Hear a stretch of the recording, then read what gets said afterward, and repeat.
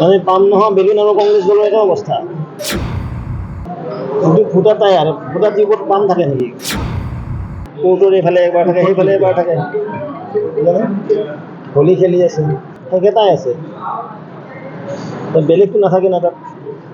কোৰ্টৰ এবাৰ থাকে, এবাৰ সেইফালে থাকে। লোকসভাতো একেলগে আছে, তৃণমূল কংগ্ৰেছ আৰু অন্যান্য বিৰোধী দল সকলোকে এয়া মহাশক্তি বুলি কৈছিলে। ভোট ঢেকচা খালে আকৌ খাব। তিনিবাৰকৈ ভাৰতবৰ্ষৰ জনগণে বিদায় দিলে, অসমৰ জনে কনজুগেটি ভোটাতাম বিদায় দিছে, আকৌ তৃতীয় দামো বিদায় দিয়াৰ কাৰণে ৰাইজ প্ৰস্তুত হৈ পৰিছে। কিন্তু এনেস্থলত এইবিলাক মিছা কুচকাৱাজ বুলি কৈছে।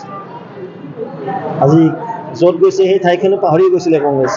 মই নকওঁ নামটো, কংগ্ৰেছৰ মুখত নাছিলেই কোনোদিন, কিন্তু আজি তাত বনভোজ হ'লেও পাতিবলৈ সক্ষম হৈছে তেওঁলোক। কংগ্ৰেছৰ অৱস্থা বেয়া, কংগ্ৰেছ গ'ল। মানে পাম নহয় বেলুন আৰু কংগ্ৰেছ দলৰ এটা অৱস্থা। কিন্তু ফুটা তাই আৰু ফুটা টিউবত পাম থাকে নেকি? কংগ্ৰেছৰ আজি টায়াৰত পাম নহয়, অচল টকাত পৰিণত হৈছে। ক'ত চলে কংগ্ৰেছ? কিমান মিছা কথা ক'ব, কিমান ভ্ৰষ্টাচাৰ, কিমান সীমাহীন দুৰ্নীতি কৰিব।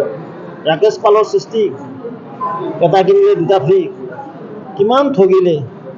পকী দলং 3 টুকুৰা হৈছিল কংগ্ৰেছৰ চৰকাৰ বনোৱা, আপোনালোকৰ জিলাতে বৰক্ষেত্ৰত মনত আছেনে? আদাবাৰী দলংখন। তো এইবিলাক কংগ্ৰেছক পাহৰি যোৱা নাইতো। জীৱন্ত গড় হত্যা, জীৱন্ত গড়ৰ সৰ্গ কাটি নিয়া, এইবিলাক ছবি ক'ত পাহৰি গৈছে। প্ৰধানমন্ত্ৰী আৱাস যোজনাৰ তেতিয়া আছিল আয়ুয়ে ঘৰ, এই আয়ুয়ে ঘৰৰ দুৰ্নীতি, পশুখাদ্য কেলেংকাৰী, চাউলৰ কেলেংকাৰী, সকলো কেলেংকাৰী নাই পাইছিল কংগ্ৰেছ। তো সেই কংগ্ৰেছক আস্থা বিশ্বাসত নলয়। 26ত ভাৰতীয় জনতা পাৰ্টীৰ নেতৃত্বত পুনৰবাৰ আমি তৃতীয়বাৰ কাৰণে চৰকাৰ কৰিবলৈ গৈ আছোঁ। কিন্তু আপোনালোকক শংকিত কৰিছে, মই দেখা নাই ক'তো। আপুনি ক'ৰবাত দেখিব পাৰে তেওঁৰ উত্থান।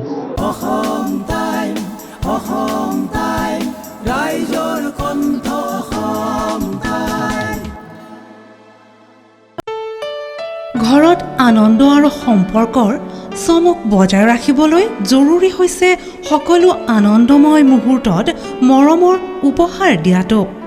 সেইবাবে মধুশ্ৰী জুৱেলাৰ্ছে আনিছে সকলো ৰঙীন ক্ষণৰ বাবে বিশেষ গহনা।